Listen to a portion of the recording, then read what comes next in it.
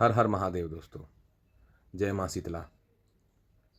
शीतला पूजा पर कुछ विशेष मैं आप लोगों को आज बताना चाहता हूँ कि बासेड़ा को कब मनाया जाता है और 2026 का बासेड़ा का जो बनाने का मुहूर्त है वो कब का है। बासेड़ा में मुख्यतः माता शीतला की ही पूजा की जाती है। शीतला माता के जो पूजन का जो मुहूर्त है वो है 11 मार्च 2026 दिन बुधवार, प्रातः सूर्य उदय से पहले ही करना है।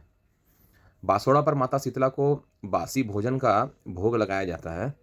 माता का प्रसाद एक दिन पहले अर्थात 10 मार्च मंगलवार को तैयार करके रख लिया जाएगा और दूसरे दिन 11 मार्च मतलब बुधवार को प्रातः काल जल्दी माता को प्रसाद का भोग लगाया जाएगा। इस दिन बासी खाने का भोग माता शीतला को लगाया जाता है और शीतला माता ठंडक प्रदान करने वाली देवी है। होली के बाद मौसम में बदलाव आने लगते हैं और हल्की ठंड भी खत्म होने लगती है और ग्रीष्म ऋतु का जो है वो आगमन होता है।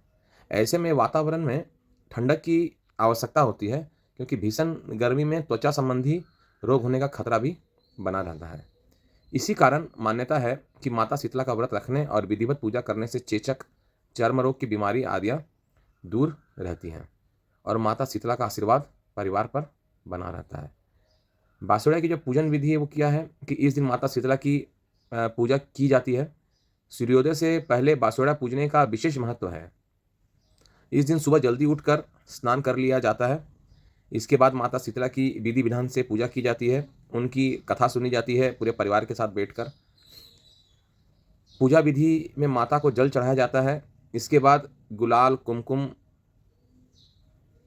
कुमकुम ने हल्दी हल्दी इसके बाद गुलाल, हल्दी अर्पित किए जाते हैं और बासी ठंडा भोजन जो है प्रसाद के रूप में आपको एक दिन पहले जो बनाया हुआ रहता है वो माता को प्रसाद हेतु उसे उसी का भोग लगाया जाता है। अच्छा, बासुड़ा पूजते समय कुछ बातों का विशेष ध्यान रखना पड़ता है कि माता शीतला को हमेशा ठंडा भोजन का ही भोग लगाएं। माता शीतला की पूजा करते समय दिया, धूप या अगरबत्ती नहीं जलानी चाहिए।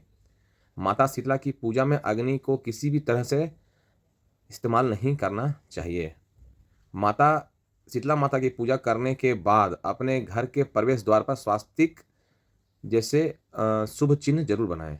माता शीतला की पूजा पूरे परिवार के सभी सदस्यों को मिलकर करनी चाहिए और विशेषकर पूजा स्थलों पर बच्चों को ले जाकर माता का धोख जरूर लगवाना चाहिए। अगर घर में कोई वृद्ध या बीमार व्यक्ति है तो उनको छोड़ सकते हैं और माता शीतला को जो है वो ठंडा भोजन का ही भोग लगाएं। तो माता शीतला जो है राजस्थान में इनका बहुत बड़ा बड़ा मंदिर है। गुड़गांव में भी माता शीतला का एक बहुत बड़ा विशाल मंदिर है और अगर आप के अगल बगल में माता शीतला का मंदिर नहीं है तो आप किसी भी मंदिर में जाकर वहाँ एक छोटा सा पत्थर जैसा रहता है, उसी को माता शीतला मानकर आप बाहर पूजन कर सकते हैं। कहानी वगैरह आप सुन सकते हैं। माता शीतला सबको ठंडी रखना, सब पर अपना आशीर्वाद बना के रखना, माँ सबका कल्याण करना। मेरी जानकारी आप लोगों को कैसी लगी ज़रूर बताइएगा। मेरी वीडियो देखने के लिए आप लोगों का बहुत बहुत धन्यवाद। मेरे चैनल को आप लाइक कीजिए, सब्सक्राइब कीजिए। धन्यवाद।